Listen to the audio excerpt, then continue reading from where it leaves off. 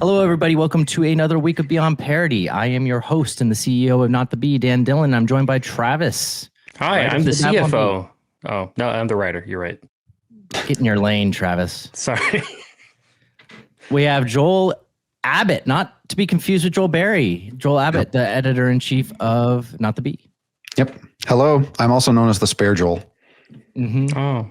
We have a lot of Joels floating around these parts. It's weird. It is honestly weird. I've met like 7 people in my life named Joel, but there's a lot of people affiliated with a B. Mm-hmm. Are they all doppelgangers? Like they look exactly like you? Oh, but there is no other Travis.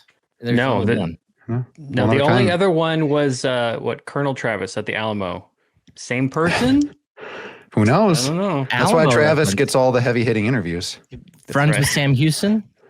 Friends with Sam Houston, Davy Crockett. Anyway, that's old news, all right? We still remember the Alamo, but we have things happening now, including since our last episode, peace deal struck in Gaza. Mm-hmm. So we ran a headline. Thing that happened. It is a thing that happened. It was a pretty big deal. So we had the Nobel Peace Prize awarded one day before this happened.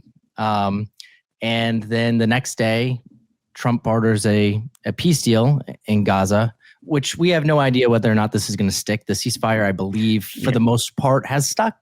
So far, so good. And they released all the hostages, which was Hamas's only leverage, really. But if you had to take bets, if we were placing bets here, how long before Hamas commits another attack? Oh, I'd say within 2 weeks, there will be something where people are like, well, it wasn't really an attack. There are already reports of violence, obviously happening in Gaza. Well, yeah, they're killing each other right now. They're all fighting for control because there's a lot of people that would, it's like any political system. There's people who go, okay, Hamas, you've been in charge for 30, 40 years now. Obviously, you're not successfully killing the Jews. And most of your senior leadership just got wiped out. So it's our time now. It's that meme, the future is now, old man. And that's what's happening in Gaza. That's what's happening in Gaza. But I mean, once they rebuild, and they will, and they dig some more tunnels and things, it could take 5-10 years. But I mean, by 2030, I could see them launching another major attack. Like this isn't, people are talking about, yay, lasting peace forever. And I'm like, I don't think you guys understand how this works. Yeah. I mean, maybe arguably there's a pathway to lasting peace. I just don't see that happening. I don't either. I don't anticipate that this will stick forever. But it's obviously better than what anybody else was able to get done. Oh yeah, absolutely. And we ran this headline, which really was one of, your best headlines, Joel. Thank you. Kind of, like which one is it? The Bee or Not the Bee? This is one of those classic headlines. But man compared frequently to Hitler gets standing ovation from Israeli parliament for peace deal.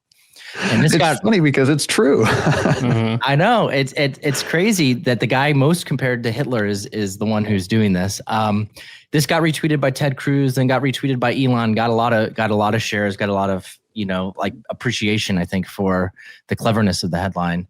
But it really is ironic, isn't it, that the fascists are they call themselves anti-fascists.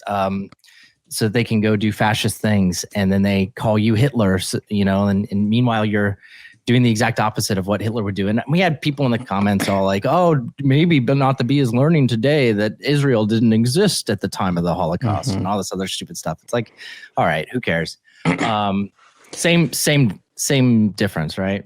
Right. It makes you think, obviously they label people like us, just honestly, they label us that way so that they can it justifies violence, murder, et cetera, in their minds.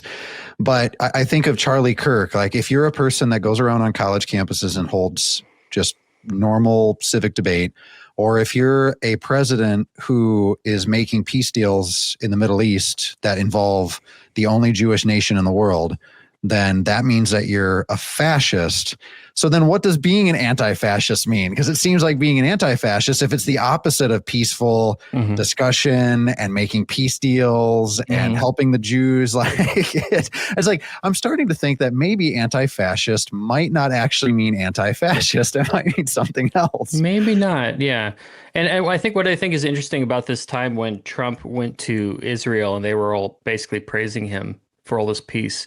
And then they compared him to Cyrus the Great. which obviously, if you don't remember your history, Cyrus the Great freed the Jews and gave them freedom to rebuild the temple and all that stuff in the Old Testament. So a big touchstone in Jewish history. Cyrus the Great, was he Hitler? I don't know. Jury's still out on that one, I guess. No, he did help the Jews, and anyone that helps the Jews is apparently Hitler. Apparently Hitler. And NPR actually had an article that they ran, which was funny to me because it says, comparing Trump to biblical kings troubles some people of faith. And Cyrus the Great he wasn't Jewish. You know, no one's comparing him to King David. I don't get it. Speaking of anti-fascists, actually being fascist, we have anti-racists who are actually racist, right? One of them, the most prominent ones, just made one of the most insane arguments I've ever heard on the Supreme Court yesterday. Supreme Court Justice Ketanji Brown Jackson. Again, I always want to call her Ketanji Jackson Brown. I don't know why. Yeah, me too. It's a weird. I don't know. I can't get it around in my head that it's Ketanji Brown Jackson. It just sounds better the other way. She should change her name. She should change her name. Make reporting easier. Yeah, the SCOTUS is hearing arguments for the Voting Rights Act and whether or not it's constitutional. Very specific parts of it, basically where we were gerrymandering districts, basically so that black citizens would get more representation in the House of Representatives.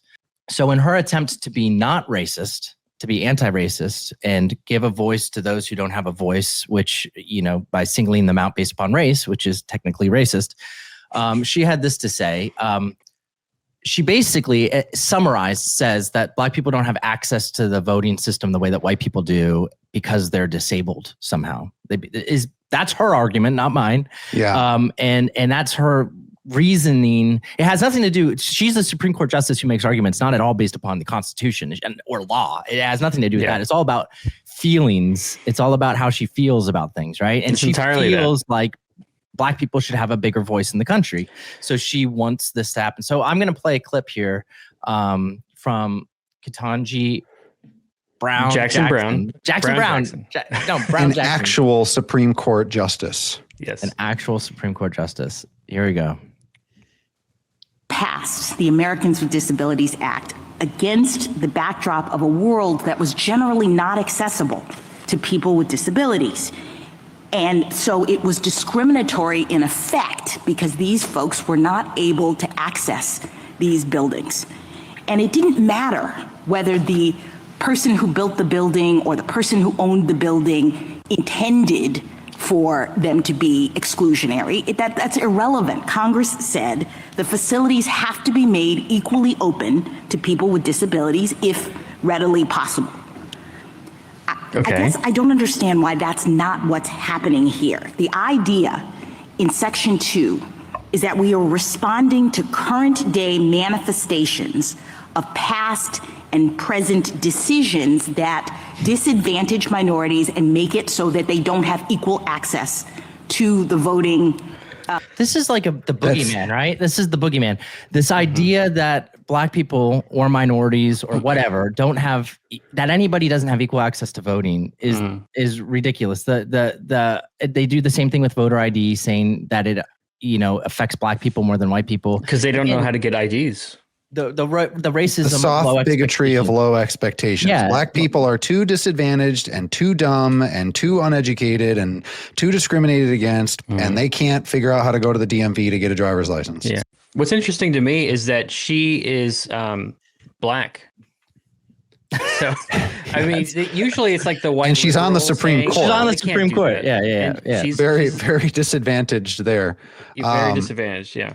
I love the Photoshop. I did a Photoshop for the site, and it literally is just her. And then the stock photo service that we use had a perfect photo of this black guy just scratching his head. He's in a wheelchair as he's looking at these stairs, and it just made me laugh. I just to think about those two categories. I think obviously what she's saying there at the end, she uses a lot of word salad, but what she's talking about something that's happening now. We are allowing discrimination now, which is this Voting Rights Act that allows or requires black majority districts. So there's a quota, there's a race-based quota, and it allows for that since 1965 under LBJ. And she's saying that we're making up for past racism, slavery, et cetera, through current discrimination, which is exactly what Ibram X. Kendi and others would say. Well, this that's why communism. that's why I it's introduced Marxism. Yeah, and it's anti-racism they call it. Again, just like Antifa, it's anti-racism they call it, and it's actually it's the most racist stuff that's allowed to happen in our entire country is the stuff that's blatantly discriminatory against other races, and legally allowed it to happen. Right? Like this is stuff that's proliferated through the legal system. That's the most racist stuff that's happening in our country today. And it's what causes these divisions and these divides. And again, the irony is not lost on me that these people who call themselves anti-racists are the most racist. The people who call themselves anti-fascists are the most totalitarian, authoritarian people that are out there. What do we need to call ourselves as conservatives in order to get ourselves popular? What can we say? We can say like, anti what? What can we be anti that will make people want to vote for us? Anti-stupidity. I don't know. That's the hard thing is that the left they've workshopped, they've controlled language, they've figured out how to take things. It's like, well, I'm an anti-fascist. You don't want to crack down on anti-fascists, right? And they control and they workshop. And the only thing we can really do is flip it back at them. So you start thinking about, okay, you have a Supreme Court justice who's saying that we need to have a certain number of black majority districts in every single state. And to the American public, because they've been inundated in that left-wing language for so many decades, they don't even blink. They're like, oh yeah, of course that seems for disadvantaged black people, discriminated against, slavery, all the rest of it. And so because of that empathy that's being weaponized against them, they don't think. But if you flip it and you say, okay, now we have a Supreme Court justice who's arguing that there needs to be a certain number of white majority districts or male majority districts or Christian majority districts. How does that sound? If that sounds racist, bigoted, offensive, unequal, unfair. The argument this argument doesn't get through to them though, Joel. I mean, obviously it doesn't get through to the left. Obviously, it does get through to normal people. But since leftists, including a Supreme Court justice, a couple of them, Sotomayor and Brown Jackson, come to mind. I got to think about it everything. I want to say KGB is what it is, and it's KJB, and it sounds but these people are proliferating the racism that they're supposed to be abolishing, and they're setting these really low expectations. And here's another headline that just ran today on NBC News that does the same thing. This is just kind of funny, I think. Like, this is hilarious. Many black people, the headline reads, many black people are finding joy in activities that were once inaccessible because of systemic racism. Or, this is a key part, or were not culturally traditional pursuits in black communities. That's a little footnote. These activities have health benefits too. It shows a black person playing golf, I think, a black person paragliding. It looks like some scuba gear in this picture. So it's like, this is like so racist against black people. Imagine being a black person who likes doing like outdoor activities and doing healthy things, and then being like, oh, well, now it's the year 2025. In the year 2024, black people weren't able to play golf. I mean, it's like, what world are we living in where these people like have made themselves to believe that like they're disadvantaged in this way right now? Now, granted, there was a time up until too recently where there were golf clubs where black people weren't allowed to be members, right? That happened too recently in our history. I hate that. But it happened at like Augusta, like one golf club in the last like 60 years or something like that. What kept black people from paragliding? Well, big paragliding. All those laws against paragliding. No black people in the air. You can't take flight. That doesn't make any sense. And I've seen NBC News. I know they've published articles we've written about hiking before and making it more accessible. Oh, there was one about equestrian riding for horses, talking about how there needs to be more anti-racism in this to allow more black people. And again, it's because they want to force if they don't have certain percentages. If you go, oh, okay, more black people culturally enjoy basketball and more white people culturally enjoy hockey, that's a disparity. So you need to put more black people in hockey. But then it never goes the other way around. There's never ever any argument that we need more white players in the NBA. Right. And it's like, it turns out that people just enjoy things. The best way to allow black people to enjoy paragliding is to go back to the society that we had in the 90s that I grew up in, where everybody was just able to do whatever they wanted without everybody trying to be a victim or oppress or do all this woke stuff. 90s was basically peak society. You're correct. Yeah. I mean, you're a black person. You could go paragliding. If any of our listeners are black and they went paragliding in the 1990s, we want to hear from you. Mm-hmm. We want to hear if you'd experienced systemic racism. Right. Yeah, I just don't understand that. I just don't understand this desire. Black people know about paragliding. It's not like they don't know that it exists. They just have no interests in it. Well, the problem is white people, because for whatever reason, who cares? Who cares? Well, they can't go to the DMV to get the paragliding license. So they literally can't do it. They are disabled. But it's just so the headlines are so ridiculous. Like, I don't know. I find it offensive on their behalf, and I don't get offended by things typically, but I guess I can get offended on other people's behalf, because it is, whether your typical person on the left realizes or not, it is really racist to like say certain things like this, and to give and the implications being, the voter ID thing, perfect example. The implications being that black people aren't intelligent enough or aren't capable of getting an ID, which at this point in time, illegal immigrants can get IDs in a bunch of states. Like, I mean, it's not that hard to get an ID. And that's the funny part. Yeah. And the stupid thing about arguing leftists, which it really frustrates me, which I don't understand how the likes of Charlie Kirk and Allie Beth Stuckey, they can argue with these people without getting like really agitated. But they'll quote one probably even fake example of a woman who fell down the stairs and she was trying to go vote for the first time for a black president in Obama, and she couldn't because she was disenfranchised by some thing that happened, and she couldn't go get her ID, and therefore she was rejected at the polls because of this, because there was systemic cultural racism in the way the stairs were built or something. I don't know. And it's like, that's the type of argument they make. And they quote this one thing that happened this one time. And it's like, there's always exceptions to rules. Always. I mean, there's times when, believe it or not, white people don't vote because, they hit traffic and they, even though you're allowed to get off work is like, wow, do you really want to go do you vote? guys know? Traffic is racist. What? Do you know who invented concrete and who created established distances for stairs? White men. That's who. So obviously, the standard height for stairs, concrete, other materials like that, it was white men. And we need to do the work to get rid of the systemic racism and free people of color by allowing them to choose the stair heights and materials of their choice. Thank you for educating me. I will pay reparations to have all the stairs replaced. Speaking of people of all different colors, let's talk I know where this is going. Let's talk about this. Dungeons and Dragons published a tweet. And if you can't see this, I really apologize. You really need to watch this on YouTube. So I don't know if our homeschool students know what Dungeons and Dragons is, but most of our listeners, I think, have an idea of what Dungeons and Dragons is. Yeah. But it's a role-playing game where you can be whoever you want to be, I guess, kind of within the framework. Kind of. I mean, you're supposed to be adventurers. That's the whole point. You're adventurers. You go into dungeons. You kill skeletons and orcs, and you find treasure.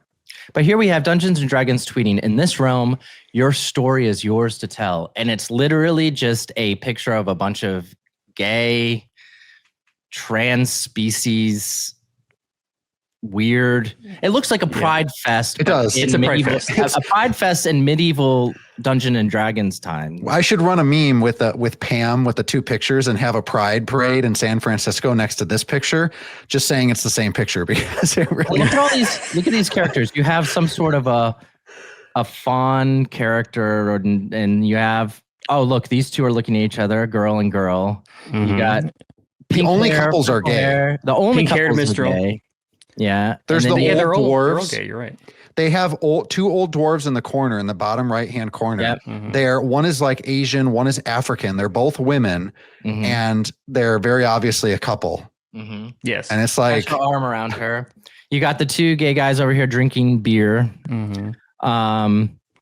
This looks like it's the Reddit group, the Reddit mod group, watching their creations and enjoying it and judging to make sure that it stays as gay as possible. I just don't understand this. It's like, why does Dungeons and Dragons need pride? It's like they're saying it's because, again, these people haven't been included. It's like, what do you mean they haven't been included? If you happen to be gay or if you happen to be whatever, identify as whatever, you can't play Dungeons and Dragons because what?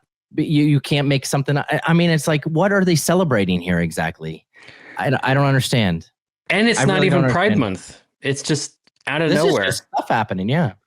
Yeah, and I think what weirds me out the most, and this is more of a nerdy aspect, I guess, but the Beholder is supposed to be one of the most evil monsters. Yeah. And he's got this like heart in his eye, and he's like, yeah, gay love. And it's like, why is he there celebrating? What's going on? And then there's an owl bear to the right. It could be that this is the most evil thing he's ever seen in his entire life. See, what my theory is that there's a blue dragon in the background, and Charlie Kirk is riding it and is about to attack this town of LGBT innocents. And, you just have a straight white Christian male, and he's like the apex enemy. Yes. Oh, I would imagine 100%.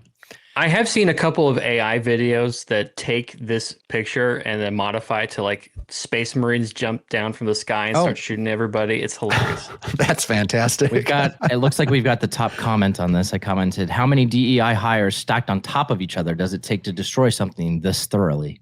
Beautiful. You ratioed them. I did. I ratioed them. It is amazing. Yeah. I thought that Dungeons and Dragons was about Dungeons and Dragons, but apparently it's about cross-species gay sex. Am I getting this correctly? Lauren Chen just says this is gay. Well, I mean, literally, it is.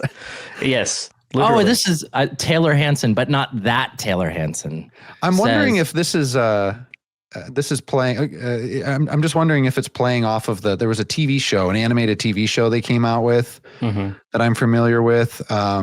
I don't think it's playing off of anything, Joel. I think it's just they have too many people that they hired sitting around thinking of ways that they can inject themselves into the company when their only reason that they're on staff is because of the fact that they're bisexual or something like that. I think it's that, and I think that there is a subset of people who play Dungeons and Dragons and they take the role play aspect too far and they think, I'm going to use this to live out my weird fantasies rather than what it's supposed to be for, which is just you're adventuring. It's a game where you kill skeletons. Come on. Well, imagine though, like the dungeon master's going around and they're like making you announce like what you are or whatever, and you're like, I'm a dwarf, but the dwarf is gay. And they're like, how do you respond to that? It's like, okay, so what does that mean? I mean, it's like, it's going to make gay decisions. I don't know. Yeah. Yeah. If you don't We're let in the me dungeon. be gay, I'm going to seduce this monster. Yeah. I'm always like, hey, I'm a warrior. I'm a fighter dragonborn who happens to be gay. It has nothing to do with what I do. It doesn't have anything to do with the narrative. It just happens to be gay. They're like, oh, okay, great. The weird thing is that I feel like our civilization, there's an article that was trending this week too about how less and less students are identifying as transgender now at colleges, which seems like a kind of a victory a little bit. Like maybe this trend is kind of starting to go down a little bit. I don't know that that's true. Who knows? Fluctuations might happen. I have no idea, but it seems like society as a whole seems to be kind of recoiling from all the LGBTQ stuff a little bit, but that almost makes the reactions like this almost more, dare I say, violent in their response. It's like they're lashing out. They're like trying to bring people back in because they can see that people are kind of leaving their cause. And again, I don't want to declare it any type of a victory. I don't think that there's any type of victory over the insanity that we've been going through over the last 10 years. But there definitely seems to be a little bit of a shift, at least where people are willing to speak up against it a little bit. Like J.K. Rowling being a perfect example of that.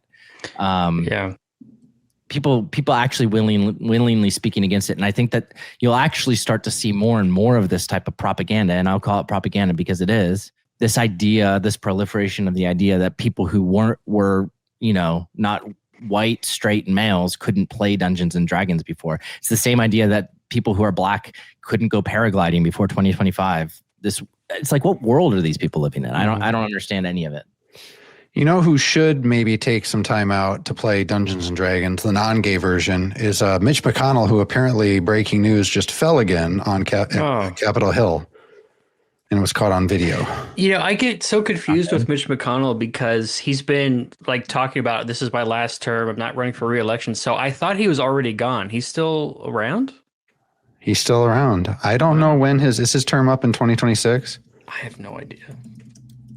Maybe it's in 2030. Well, let's watch, while you're looking that up, let's watch a little bit of this trailer. Angel Studios, speaking of stuff that is going back to the roots of not being woke, Angel Studios has made a movie about young George Washington, and it doesn't look woke. I think that people have different... I find that hard to believe. George Washington was the most progressive president of all time. He was. We wouldn't have this country without his... He'd be punching Nazis, by which I mean people that vote Republican, in the face. Right.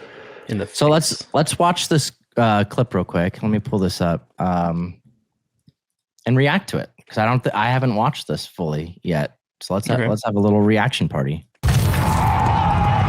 So far, so good. Explosions. I like it. Washington. All those bullet holes in your jacket. Ben Kingsley. Ben Kingsley. As a British man? Like, how are you alive? I don't know.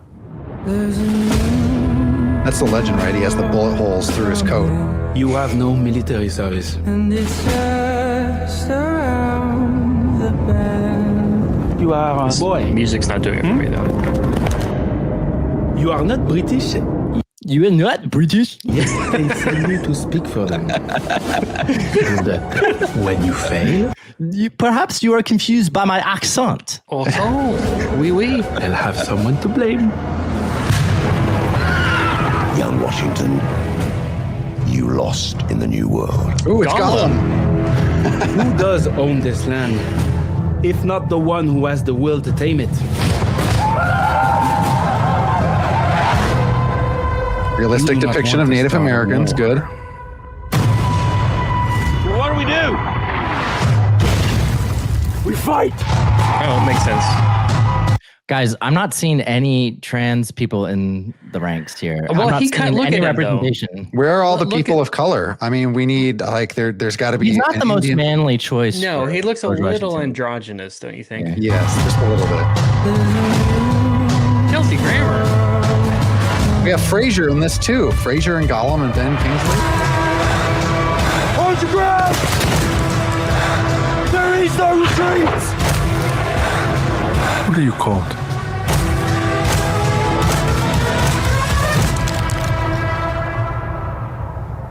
My name's Young Washington. George Washington. Okay. I like your version better. Oh, good. I think it's a weird title. It sounds like a Saturday morning kids cartoon. Young Washington.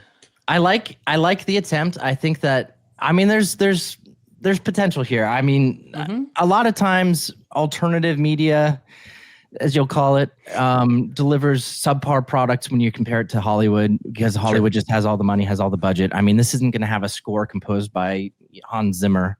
It's not going to have some of those things that really elevate movies to that next level, right? But good stories need to be told still. And you know what's weird to me about this is that I've always wondered why the Patriot does not count as a good Revolutionary War movie, in my opinion, because it is not based upon like fact. Almost it's historical fiction. It's historical fiction. Like, why is there not? There's two things that have happened in history that I'm like, why is there no good movie about this? Number one being the Revolutionary War. I mean, if you just simply tell the story of George Washington, the Revolutionary War, that is thrilling. That is a great story. Number two is the assassination and manhunt for John Wilkes Booth, which they made a stupid HBO series out of.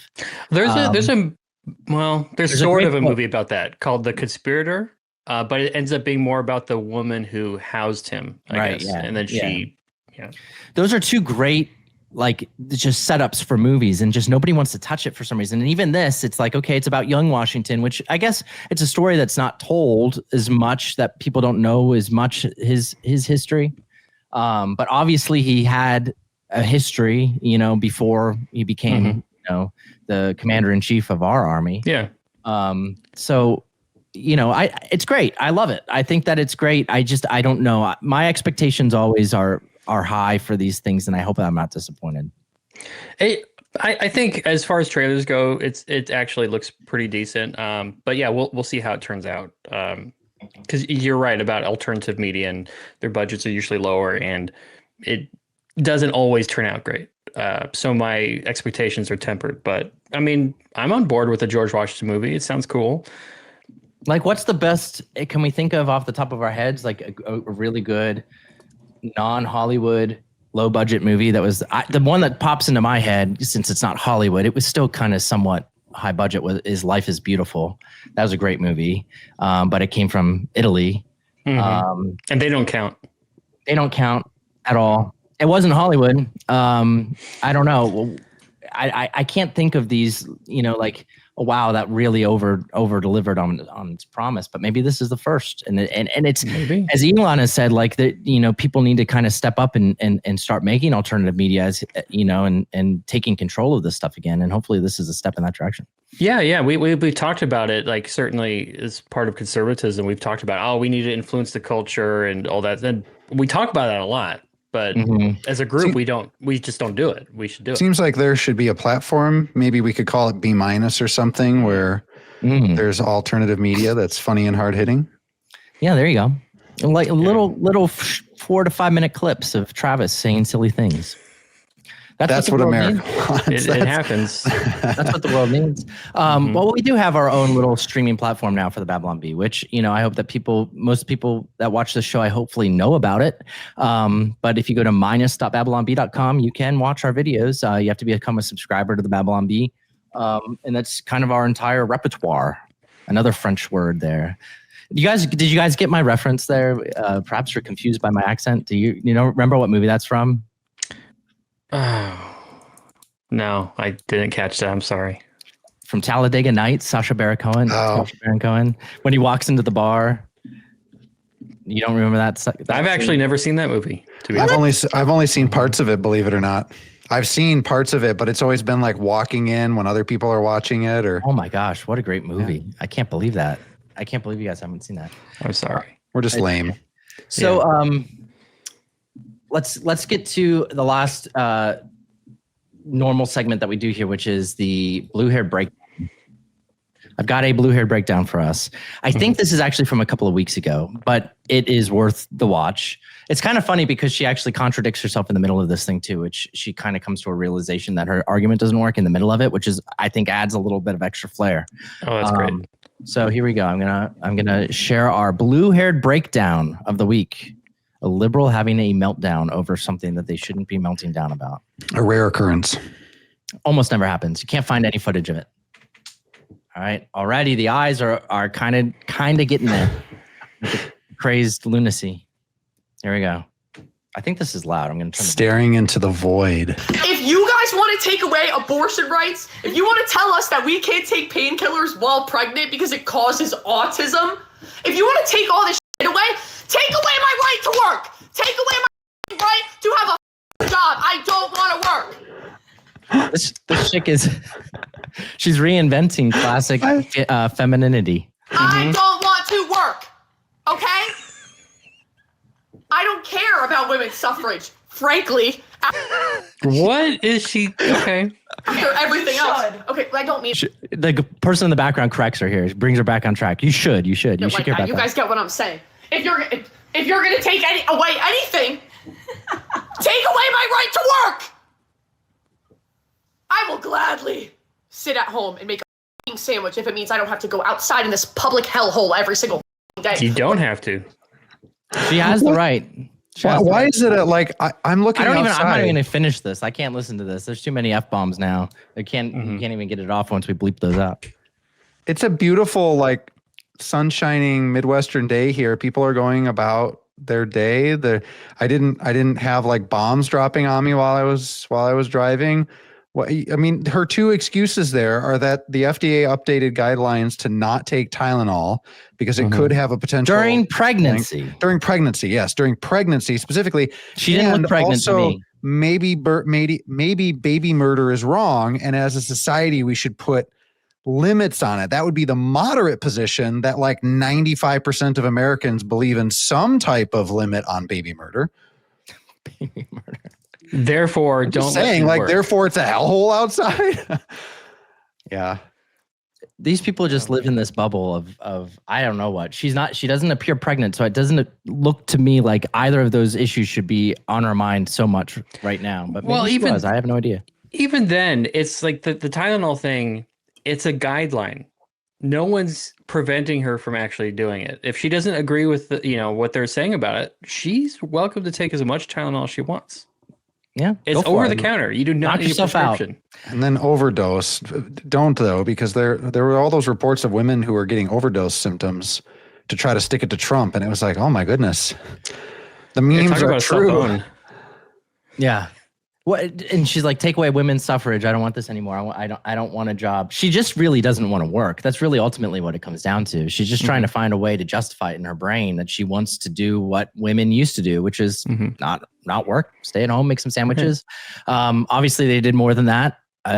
But that's the only thing they did. Social cohesion. That's what I always say. It's social cohesion that women are the ones that make the home, that make society. They build networks and things like that. And that social cohesion, that togetherness with other people, with friends and networks and doing social good and all sorts of things. I mean, I think there's a reason why so many women go into jobs in nursing and administration. They're very social creatures, believe it or not. Men and women are a little bit different. Oh, yeah. 100%. I know that's a thought crime. I'm sorry, YouTube, if that crossed your guidelines. Another thing that I did this week, which was I think interesting, is I asked, paragliding. I didn't paraglide, although my daughter he could though because he's white.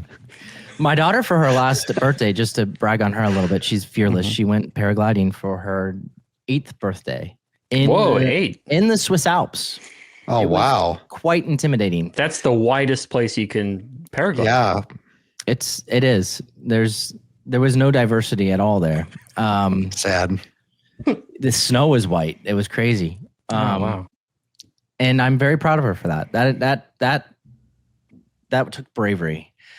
Anyway, I asked Not the Bee. So we have a social network on our website, Not the Bee, where if you become a subscriber, you can join the social network, and it's a private network where people can post just like on Facebook and everything like that. And I asked the community, I'm sitting down to record the podcast. Send me, Joel, and Travis some questions you want us to answer on any topic, personal or political, entertainment or sports. So I thought maybe this could spark some different conversations as well. Sure. I don't know what these are going to be, so I'm going to just kind of go down them in order.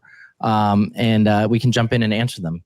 So Jace Patrick asked, how many instruments can everyone play decently? I think we've answered this question before, haven't we? We've talked about musical play like ability at some a point. Recorder or something like that. What do you play? Me, the recorder? I play the violin. The violin. I was trained in the Suzuki method from a young age, and haven't played it very much though since like high school, but I can still play it. I can still bring it out and play a little tune. Oh, what about you, Travis? It's an Irish flute. I can't play it. What about the Ocarina of Time? I'm sure you can play that. Oh, I mean, yeah, given enough time. But I've never been very musically inclined, and I'll be honest, I don't understand it at all. Like, not just this instrument, because I'm like, okay, I'll take lessons, and to actually play a note doesn't take that long. It's the problem is you have to memorize the songs. And I don't know. Takes a little bit. I've just never been that compelled to do that. I'd say the only instruments I actually play decently well is piano and guitar. I sing, I play piano and guitar. I can do the other stuff. I can play a bass guitar and I can kind of play a drum beat, but it's not like you don't want to sit down and listen to me play that stuff though. I don't think. All right, next one. What is an objectively bad movie you unironically enjoy? I'll give you 3 of mine. This is from Fishy the Penguin. Armageddon, objectively bad. Come on, what the heck? False. False. Waterworld and Surf Ninjas. I do kind of like Waterworld. Surf Ninjas is a pretty good. Objectively bad movie though. Waterworld. It is pretty objectively bad. I agree with that one and maybe Surf Ninjas, but Armageddon is not an objectively bad movie. In fact, I think it's the prototypical 90s blockbuster. Like I think and Independence Day and Armageddon are the 2 that come to mind for like that's a 90s blockbuster right there. Oh yeah, totally. And it was a great movie. I can't really think of one off the top of my head. Now all I can think about is Waterworld. except I don't really like Waterworld. I honestly kind of like Kevin Costner's The Postman, and that's not a good movie either. That is not a good movie. So maybe it's just Kevin Costner movies. Just Kevin Costner. Just Was he in Kevin Dances Costner with all the way Wolves? Was that Kevin Costner? Yeah, it was, but that's a good movie. That's Well, one based of Are you upon sure? watching- Are you sure it was a good movie? It's also the plot. It's also the plot to Avatar. Well, I don't know Oh, if it's you're right. It ripped objectively- off Avatar. It ripped off Avatar. That's what it What do did. you mean? Every movie? Those are all movies. Dances with Wolves, same storyline as Avatar. Disney Pocahontas. Last Samurai. Last They're all the same. Samurai. They're all the same movie. Mm-hmm. But based upon Kyle's definition of a bad movie, I would say the worst movie that I like is The Dark Knight, because that movie Yes. is awesome, and I don't care what Kyle has It's to so say about good. it. It's such a good so movie. true. He hates that movie for some reason, right? Like, He does. why? I don't want to just speak for him. He says but- it's a crime movie that Batman appears in. He thinks it's not enough of a Batman movie. And I Wow. mean, if you want to say it's not comic booky enough, I can understand that, because it does have a more down to earth tone. It's more realistic. Like Gritty. it's like a Gritty. what if Batman existed in the real world. But I don't think that makes it bad. No, it's just a different take on it. I think it was Yeah. the best Batman movie ever made. The other ones are stupid, in my opinion. All of the other ones are stupid. They're mostly stupid. They're I mostly like stupid. what about the Michael Keaton ones? I like the Michael Keaton Batman. I mean, they're pretty stupid. I mean, they're fine. If you watch them today, though, they suck. Like, they're not Well, good movies. They didn't age as well. I mean, they're old. Yeah, they're not. The first they're one not came great out in what, movies. 89, I think. People like those movies for the same reason, they like a lot of older movies from the 80s, which is mostly nostalgia. It's not really about how good the movie was. It was how old you were when you watched the movie. That's really what it comes down to. And they're not great movies, but I think that The Dark Knight, especially Heath Ledger's performance, which I think Kyle does actually agree was amazing, stands up as one of the best performances of any villain in any movie ever. What an and that- Oscar. for that alone. Yeah. A posthumous Oscar, which has not happened very often. Yeah, the problem is that the reason he was so believable as the Joker is because his method acting drove him Insane, yeah. Yeah. Will the Jets win a game before the NFL season is over? Yeah. They're not that bad. I don't know if you guys watch football or not, but I mean, they've won a game, I believe, right? Or no? Did they not win that one? Let me look up the Jets. They lost last week. Yeah, they lose most of the time, but they will. Hey, I'm over here in Michigan. No, they haven't. They haven't won. Detroit Lions. There are the Tigers as well, but the Lions, I don't even have to pay attention, and I just automatically know that they're going to lose. So I don't get my hopes up like everyone else every year. And then occasionally they'll do things like the last couple of years where they made some moves that make it really deep into the playoffs. And it's like, okay, maybe it's going to, nope. No. So if you just start with the expectation that none of anything that they ever do matters and that it's always going to result in the same outcome, you can just casually watch the games without any expectation that they're ever going to win. So, Well, the Jets have a lot of winnable games on their schedule they got the Browns, they've got the Dolphins, they've got the Jags, they've got the Saints. I mean, the Jags are actually doing okay. I think the Jets will win 2 games this year, maybe minimum 4 games max. That's the answer. Is it PetSmart or PetSmart? It's PetSmart. That belongs to the Pets? Oh, well, there's no apostrophe in there. It's a mart about pets. you are smart if you go there, but it's also a mart for shopping for pets. Well, So how are both. how are the letters actually color coded? And because it's blue and red, right? I'll Like look it where's the cutoff? Is that at the T or at the S? I think it's the cutoff is at the T. So it's Pet Smart. Yeah. You're right. It is PetSmart. And I've Yeah. never called it Pet Smart. I've always called it PetSmart. I'm clearly not smart enough to understand that it is PetSmart. This question is for our Catholic expert, our expert on Roman Catholicism, Travis. That's me. Is the Pope Catholic? I don't know if you want to go into this one. I don't know. We could get in trouble for this. Technically. Yeah, That's my good. answer. final answer. All right, next one. Did Travis and Joel get you something for Boss Day? If not, can I replace them? That was from Dr. Conservative Prof. When was Boss Day? When is that? I didn't know there was a boss day. This is like the other day I happened to have ice cream. You guys and it are was horrible National employees. Dessert Day. It was National Dessert Day. And I told my wife, oh, it's National Dessert Day. She goes, oh, good thing we got ice cream. It's like, but I don't pay attention to these little national whatever days. They're ridiculous. Yeah, I guess working in offices before, I've always, you hear of Secretary's Day, which I think eventually got changed because you can't say secretary anymore. What? Yeah, it's like Receptionist Day or Assistant's Day now or something like that. Secretary? Just like stewardess. You can't call flight attendants stewardesses, even though I still do. Well, that's because most of them are are dudes. So at any rate, I was always aware stewards. that there was like underling days, but I was never aware of a boss day because the boss gets everything anyway. I feel like us bosses are underappreciated. Maybe. I feel like you Michael should Scott. You should buy this boss mug. We should go in together, Travis. You and I can buy him a Babylon Bee mug and send it to him. I'm sure he doesn't have any in the office lying around. I guarantee he does not. Within arm's reach. I don't actually have one right here, but I do have this. This is actually pretty cool. One of our subscribers sent me this hat. Oh, that's nice. Bro. Did he send it to you for Boss's Day? And I think I don't think it was for Boss's Day. I think it was for you own a website that I'm a subscriber to day. Yeah, that should be a day. That only happens once a year. Thank you, Gwen, for that. I really appreciate that. It was Gwen. Mm-hmm.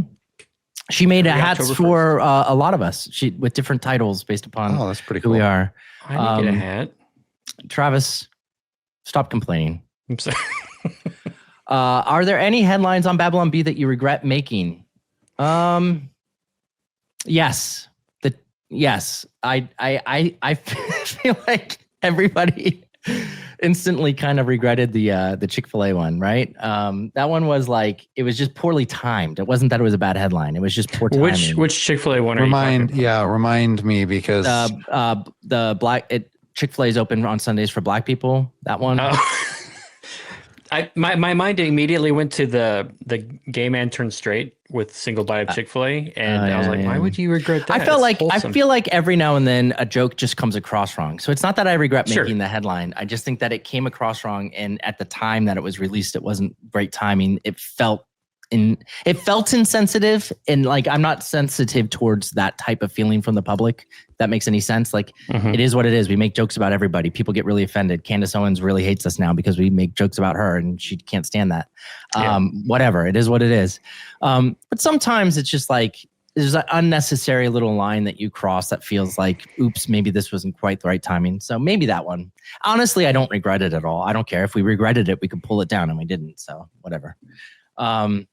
What music, comedy, preaching, etc., and who should Turning Point USA consider including in the Super Bowl halftime show? The answer is obvious. It's Creed. Yeah, Creed. And that's it. Actually, you know what's funny is that I don't know if I mentioned this or not, but on air I've kind of emulated Scott Stapp several times singing with his deep voice and all this other stuff. And he actually started following me on Instagram, which was interesting. I don't know why exactly. And I DM'd him. I actually asked him if he would come on the show. So I'm anxiously awaiting, but I will pitch that idea to him if he does come on the show. That'd be amazing. We can interview him before his big Super Bowl debut. They had one of the best halftime shows ever. It wasn't actually the Super Bowl. I think it was the NFC Championship game in Dallas.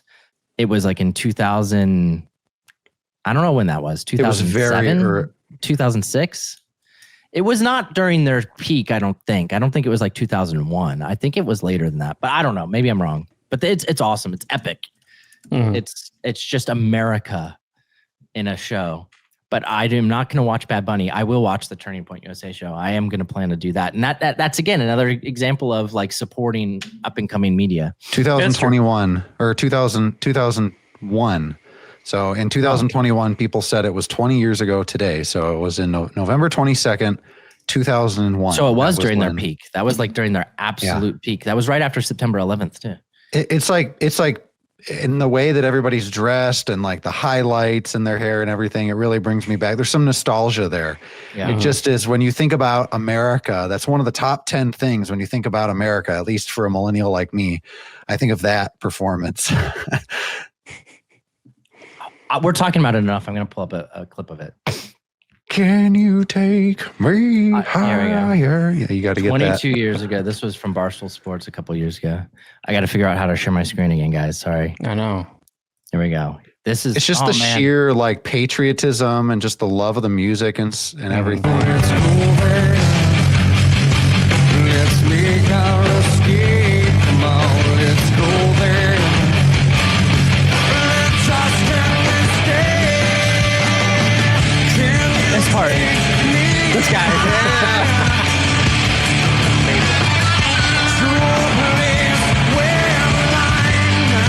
All right, we're gonna get dinged on YouTube if we go any further. The guitarist has like USA on his guitar strap and everything. Don't just call him the guitarist. That's Mark Tremonti, bro. That's Mark Tremonti. You got to know that. Mark Tremonti. I don't. I'm not all up to date on names of many celebrities.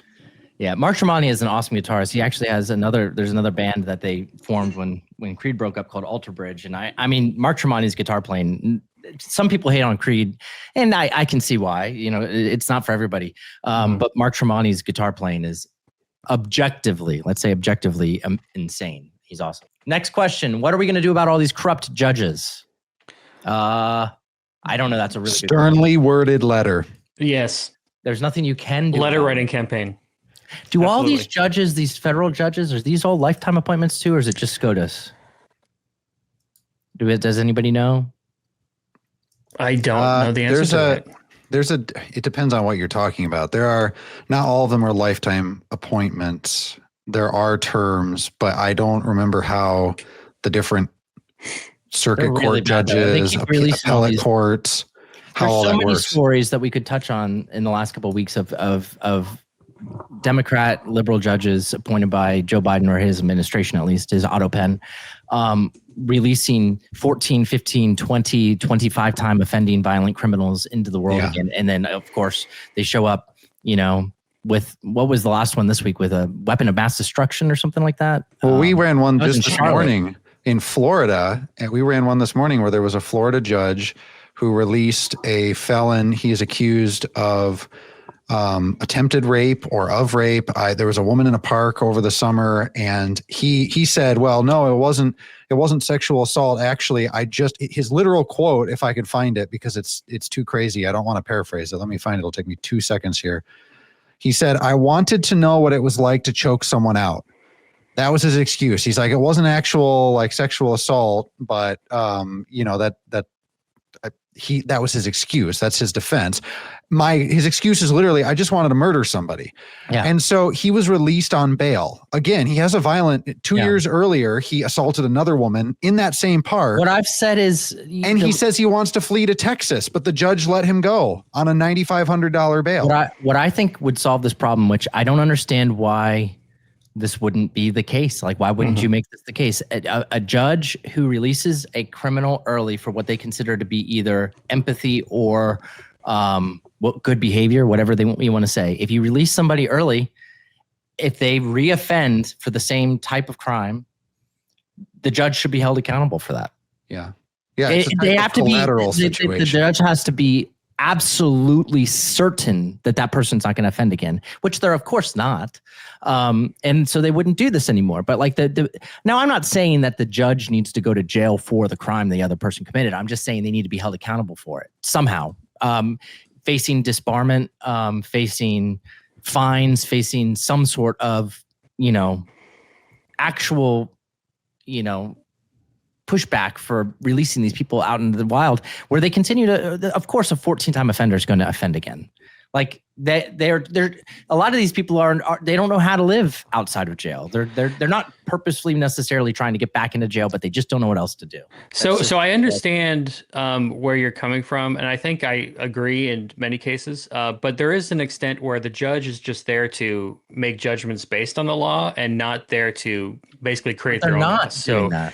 Well, sometimes yes, but sometimes if like the law, like there's no 3-strike law somewhere, and it's like, well, he's literally done with his term or something. It's like, well, I guess I can't just keep him forever. So there's an extent where they are bound by the law. Yeah. So I think mostly we just need to update some of our laws to really take it out of the control of the judges. All right, let's go through a couple more of these questions. I think we can get through all of them here. I don't know the answer to this one. I'm not sure we have time to go into it because I think it would take a little bit of exploration. But what new evangelical? I usually say evangelical, so I can't read this word. Evangelistic, sorry. Efforts. I'm like, I kept reading it as evangelical. What new evangelistic efforts have you heard about? Have you heard about since Charlie Kirk was killed? It's like evangelicalistic. I was not expecting that word to be the next word. I don't know about any that I've heard about. I just think that there's a lot more people sitting in church pews, at least for the last couple of weeks. I don't know how long that will stick around, but I hope that.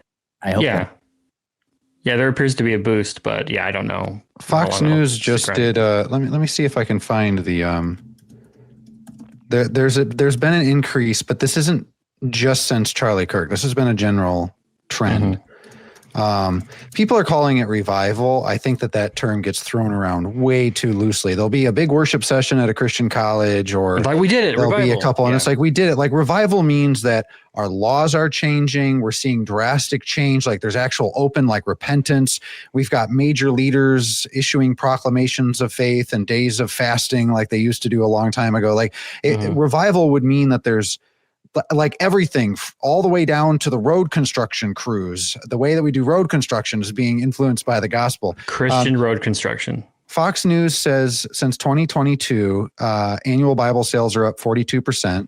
Since 2019, religion and spirituality app, although that could mean anything, is up 80%. Contemporary Christian music, whatever that means exactly, says that the Spotify streams are up 50%. So would you call that revival? Like, no, but you are seeing a lot of young men. I think it's interesting. I'm listening to a podcast right now. It's a long podcast, but it has to do with those guys out in Silicon Valley with Enduro, Peter Thiel, all of these guys. A lot of them are Christian, and you start getting into all these tech guys. There's this bubble in the tech world of these very wealthy, very influential tech guys that are very invested in faith. And they understand that young men, particularly Gen Z, are coming to churches. My church is just filled with Gen Z men.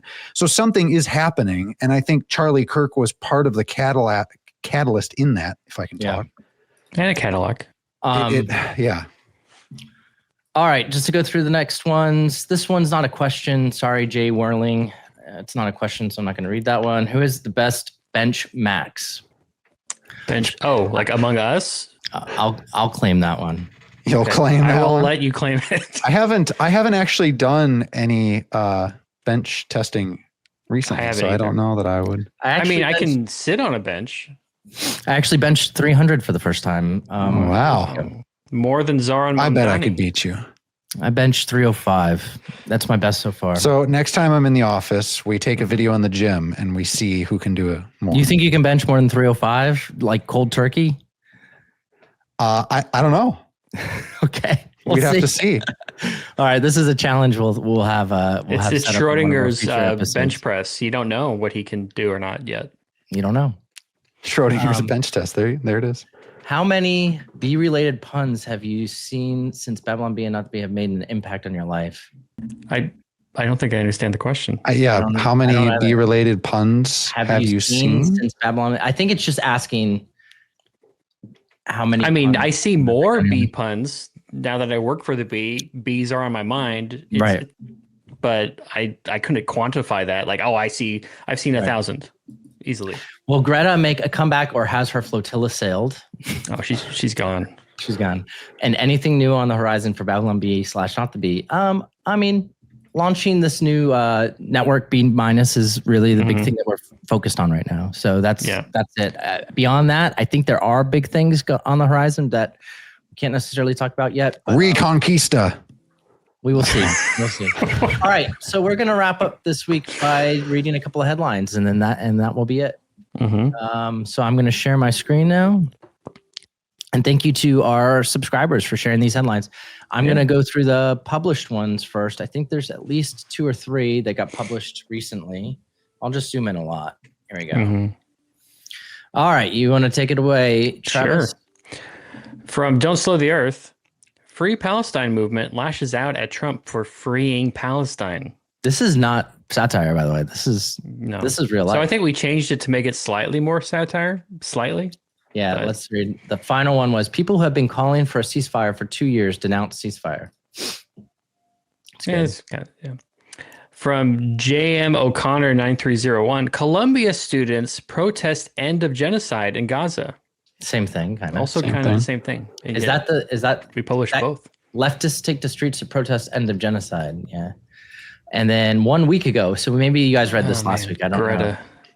From SKP, Greta Thunberg wins Nobel Peace Prize for single-handedly ending war in Gaza. She did. I mean, think about it. She was on that for the second time. She was there. She was there. It's over.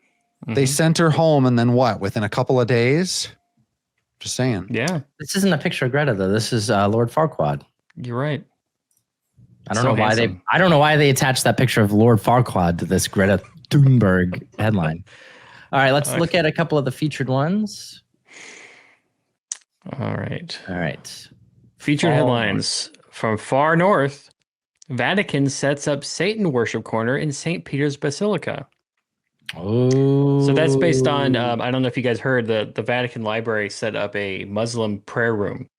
And everyone's like, why would you do that? That's a weird thing to do. And I love how the leftists are like, guys, relax. These are misleading headlines. It's not that big of a deal. It's just and then they're like, okay, so what are the details? And they're like, oh, it's a Muslim prayer room in the Vatican. And they're like, okay. It's like, how are we blowing this? Like, that's the actual, that's actually what happened. They're like, it's just for people who are studying there. That's what it is. They said our literal headline. It's just for journalists who are studying at the Vatican. It's like, okay. It doesn't change. It doesn't change what it is. I'm going to just like how the Jewish temple had a nice court for Baal, for all the Baal worshippers. Vatican Library opens prayer room for Muslims. That literally was our headline on. Yeah, and that is what happened. It doesn't matter whether they're there for research or not. It is accurate. All right. It's only one shrine of Moloch. Just one little one. Like I'm thinking, go ahead. From SD Chuck 22. Columbus sets foot in the New World, proclaims that there will be no garbage pickup on this day. Oh, man. What? So they're attempting to joke about federal holidays having no garbage pickup. That's perfect. It's kind of Thanksgiving-ish. Yeah, that works. It's not exactly Thanksgiving-ish because it's not the pilgrim. It's close enough. From one last Kanye. Kanye reports federal court overturns Israel-Hamas peace deal. That's a good one. It sounds about right. That sounds good. Narwhal. I like a narwhal for that one. Okay. Well, I think we'll wrap it up right there.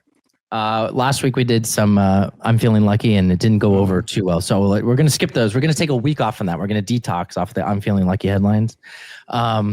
But thank you guys for joining us. We really appreciate you taking the time to spend with us this week, and we will see you next week on Beyond Parody. Yeah. Adios.